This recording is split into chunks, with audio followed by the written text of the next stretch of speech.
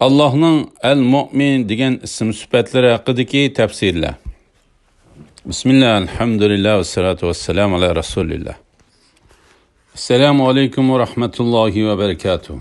Tövende dehtanlarga Abdüveli Qari rahimahullah'ın Kur'an ve sünnet nuru aslida Allah'ın güzel isim sifatlarının kısaca tefsiri derslerinden Allah'ın El-Mu'min degan ism sifatlari haqidagi tafsirini o'qiymiz inshaalloh.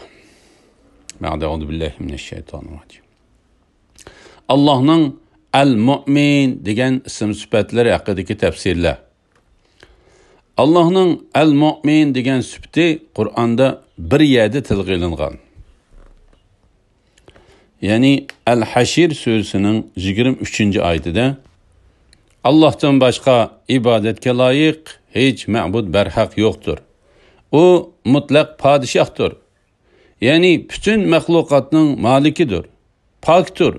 Yani hemme noksandan paktır. Mu'minlerge selametlik bağışlıqıcıdır. Dostlarını korkunuştan, azaptan emin kılgıcıdır. Emmini küzütüp durgucudur, galiptir. Qahr kılgıcıdır. Uluğluk egisidir. Müşriklerinin şirk keltirgen narsalardan paktır. El-Mu'min barliq mavjudatga amallik ve xotirjamlik beg'ishlig'ichi zot degan bo'ladi. U zot amallikni butkul olamga sabablarini yaratib berishlik bilan hamda tashvish va qo'rqinchlarni yo'qotish bilan butun olamga xotirjamlik, amallik va tinchlikni beg'ishlaydi.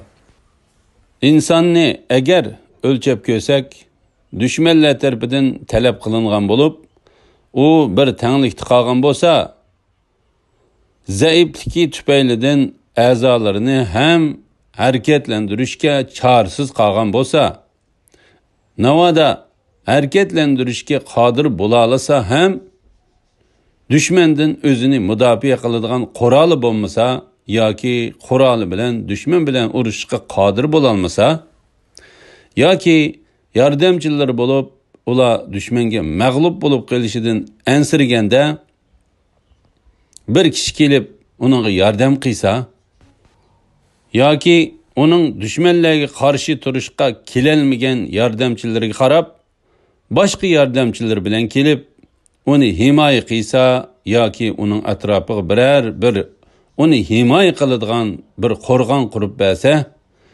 uningga xotirjamlik va amonlikni beg'ishlagan bo'ladi. Bu kishini biz xotirjam qilg'uchi deb sifatlaymiz. Endi bandaning o'zining tabiatiga qarasa, banda ichki tarafdan kasalliklarga, ochliqqa, ussizlikqa duchor bo'ladi. Tashqi tarafdan bo'lsa, ko'ydirguchi ofatlarga duchor bo'ladi. Ba'zida g'arq qilg'uchi ofatlarga duchor bo'ladi. Yaralandırg'uchi hamda uning jasadini sundirg'uchi ofatlarga duchor bo'ladi. Uni ichki kasalliklari va hamda ochliqdan, ofatlardan saqlaydigan Alloh tarafidan o'zi kasalliklarga davo qilib yaratgan dorilar, ochliqni ta'minlaydigan taomlar, onun ussuzluğunu təminləydiğən suyuqlıqlar, əzalarını afətlərdən himayə qıldığan his duyğularını yaratdı ki, bendilərini daim agahlandırıb durdu. Yani, bu tərəfki mansan, bu afət ba, o tərəfki mansan, o afət ba, deb. Goya ki, təbir beriş doğru keladigan bolsa, İnsanın his duyguları onunla aldın ala məlumat yollaş xizmetini qılıdı. Qayerdə onunla bir afet saqlab tuğan bolsa, onu agahlandırdı. Allah insanın əni şundaq amallıqda bolışıda səbəb boladigan nəsini insanda yarattı. Onun da həmmisidən həm ən büyük boğunu ahiretdeki katta xavfdən onun ahirette halak bulup gitişinden hem hatırcam kılıdığan, qorgan boğan kelime tevhidni peygamberler vasıtası bilen evetti. Ana ahiret teşvişlerinden Allah kelime tevhidni peygamberler vasıtası arqılıq əvətişi bilen bendini ana şundaq büyük halakettin saklaydıgan qorğan misalı da qılıp əvətdi.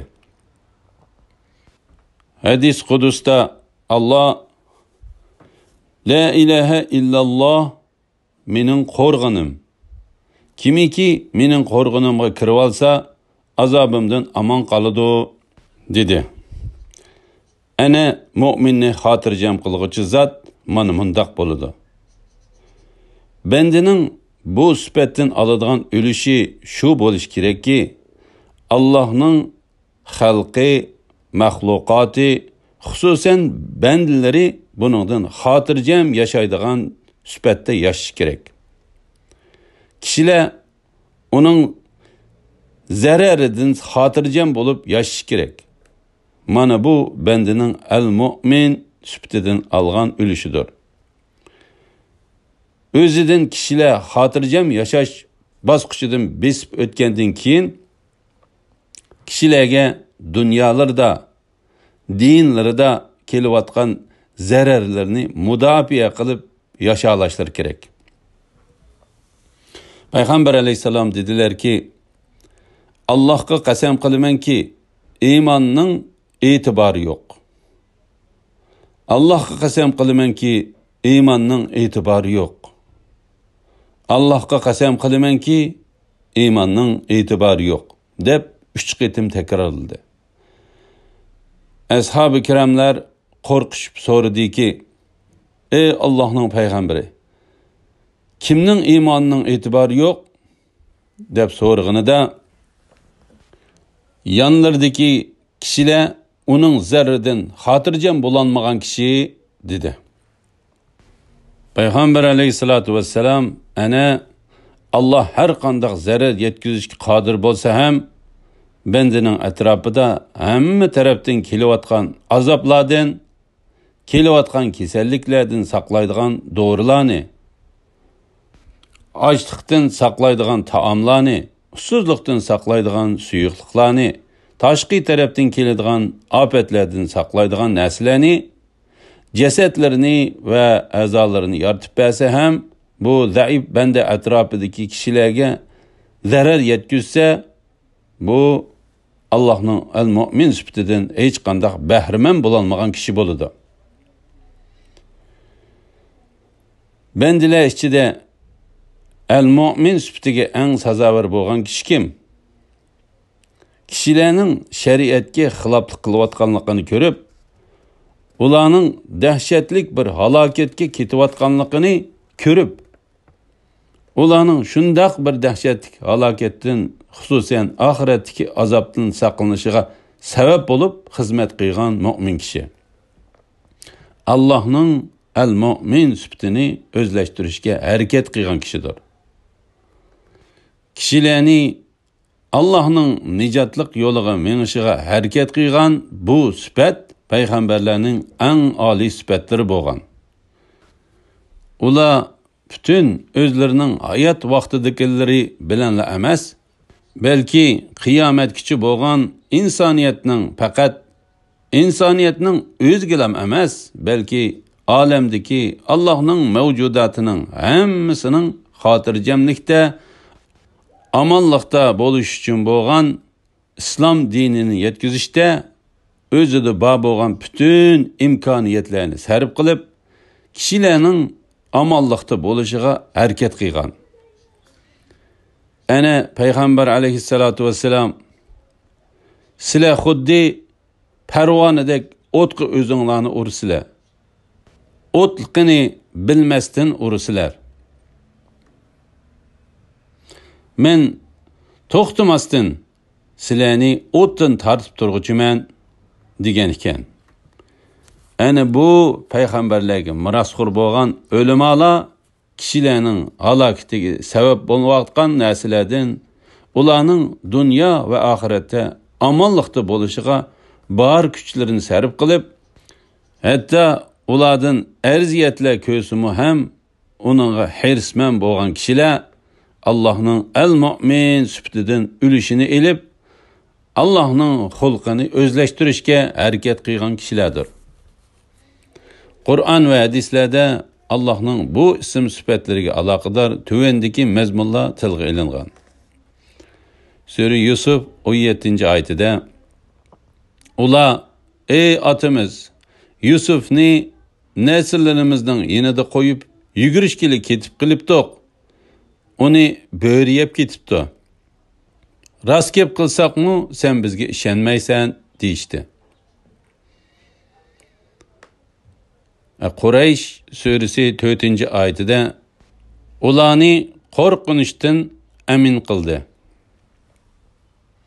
Sura Al-An'am 82-oyatida azobdan amin bo'lish iymon etgan, iymonga mushriklikni aralashtirmagan odamlarga mansubdir. Ular hidoyat topquchilardir. Sura Fussilat 40-oyatida shubhisizki bizning oyatlarimizni burmilab tushundiradiganlar bizga maxfiy qolmaydi. Qiyomat kuni davzaq tashlanadigan odam yaxshimi yoki qiyomat kuni Allah'ның azobidan amin bo'lgan holda keladigan odam yaxshimi? Xoliqininglarni qilinglar. Shubhisizki Allah qilmishinglarni ko'rib turg'uchidir. Payg'ambar alayhissalatu vassalam Allah bilan qasamki iymon etgan bo'lmaydi. Allah bilan qasamki iymon etgan bo'lmaydi. Allah bilan qasamki iymon etgan bo'lmaydi. Allah bilan qasamki iymon etgan bo'lmaydi dedi. Sahabeler ey Allah'ның payg'ambari u qanday kishi deb so'rdi. Payg'ambar alayhissalatu vassalam qo'shnisi uning balay ofatlaridan amin bo'lolmaydigan kishidir deb javob berdi. Buxoriy 6061-hadis, Muslim 181-hadis. Yana Rasul sallallohu alayhi vasallam Muslim naql qilgan hadisda mu'min degan kishilar uning qonlari va mollariga cheqilishidan amin bo'lgan kishidir degan.